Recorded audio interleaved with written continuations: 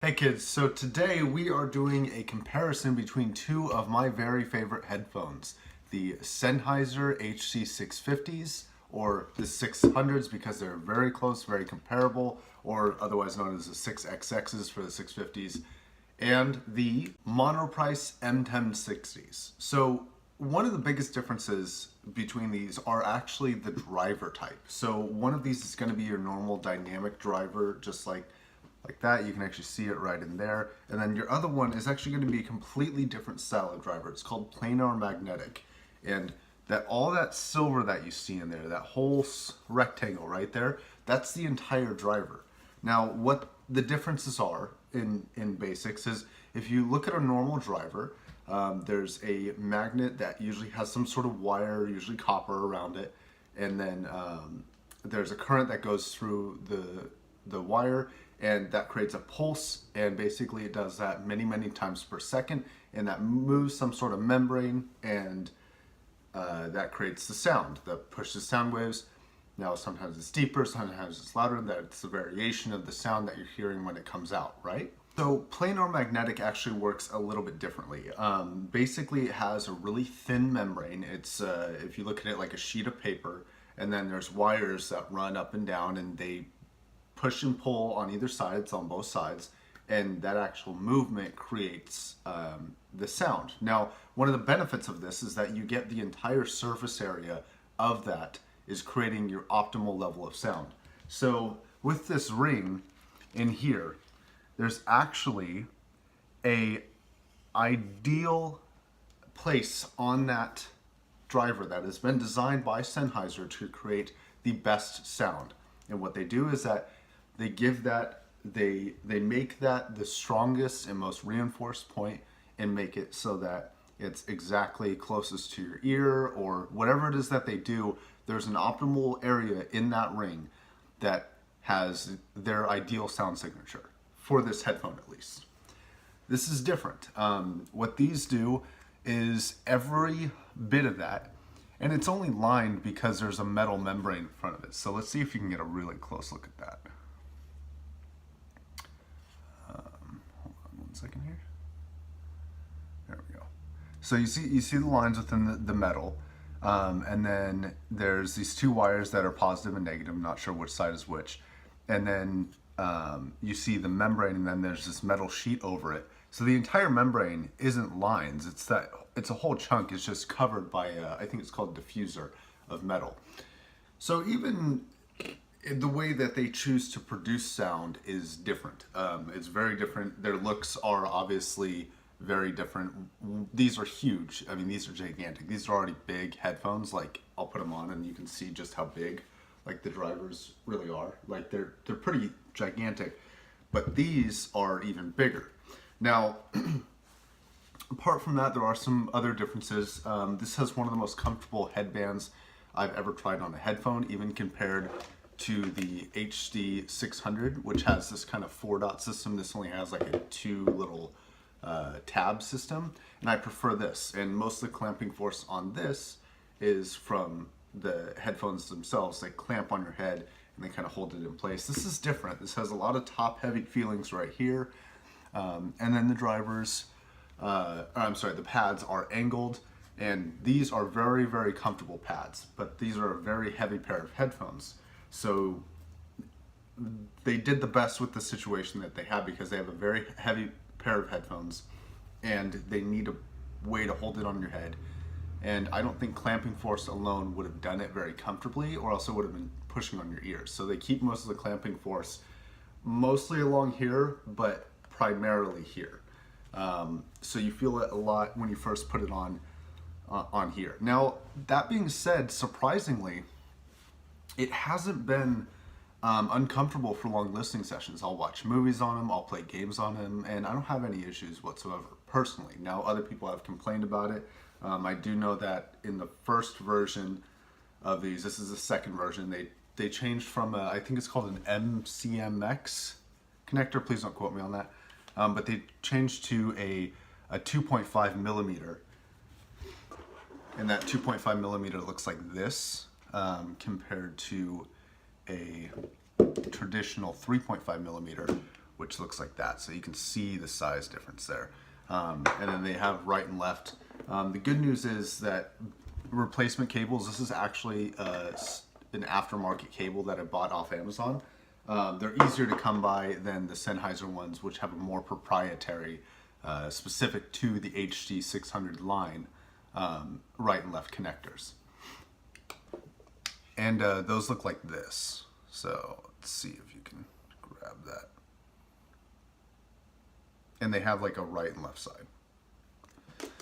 So we've gone over the physical differences between the two. Even the way that they choose to produce sound, the way that they feel, their build, everything is different. One uses plastic, one uses wood and metal. So it begs the question, why am I comparing them? Well, I'm comparing them because they are in the same price. One is $315 and the other one is $300. Now I'm gonna knock this down to $300 just for the sake of it.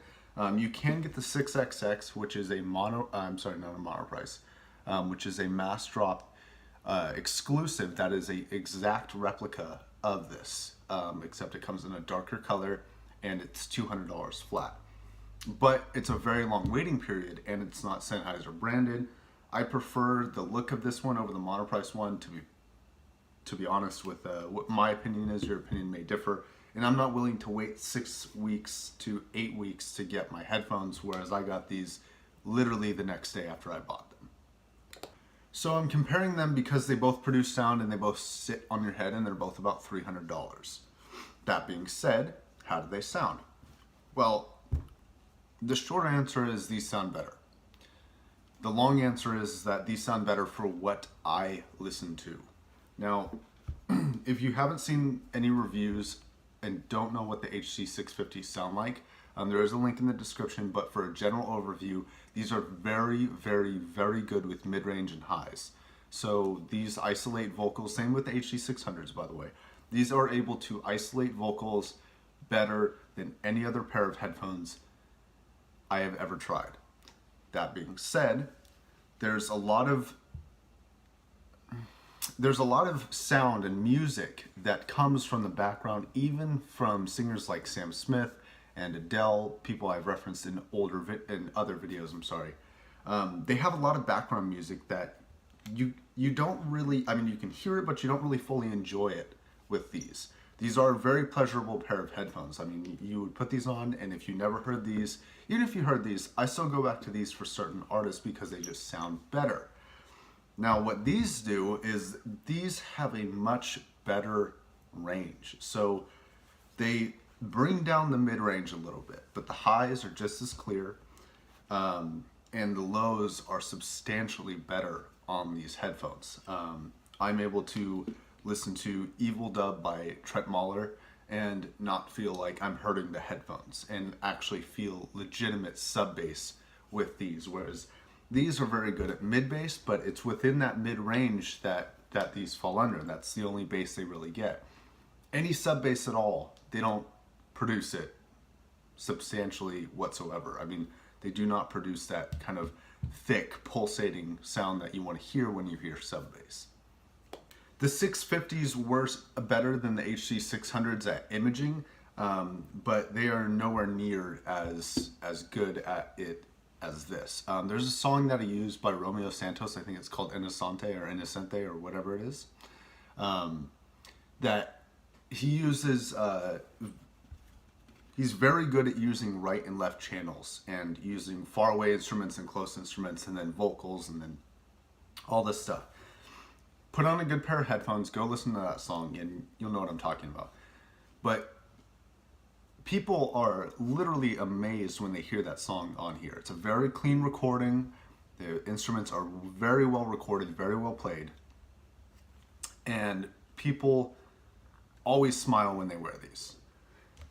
People have a wow factor when they've never heard good headphones and they hear these, but these really blow people out of the water.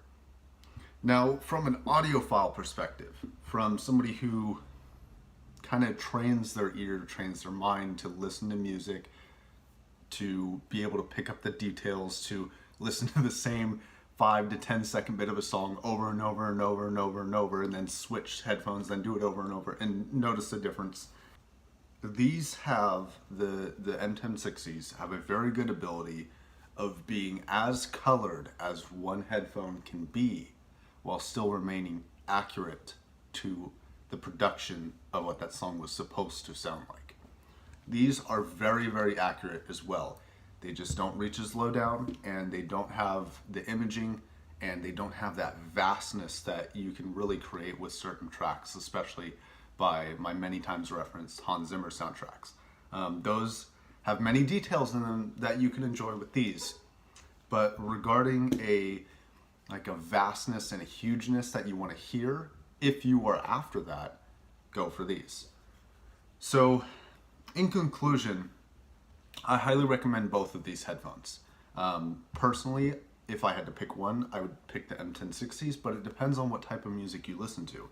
If you are very vocal based and that's all you ever listen to, or even solely instrumental, if it's something like Lindsey Sterling or the London Philharmonic Orchestra, where you're not dealing with any real, like electronically produced bass. These handle bass, the instrument, the big violin looking thing, they handle that really well, but it's those really low frequencies that these kind of fall apart on. Because my repertoire of listening is so vast and covers so many areas, between movies to soundtracks to music to gaming to actual like listening to audio and making sure that everything's on point. I would choose these because it just has a much better range. It's just more enjoyable at every step of the way, and for me, that's worth it. Anyways, until next time, my name is Josh. This has been One Man's Guide, and thank you for watching. Alright guys, before I forget, the album of the week is the Tron Legacy Reconfigured soundtrack by Daft Punk. Check it out, links are in the description down below. Thanks a lot.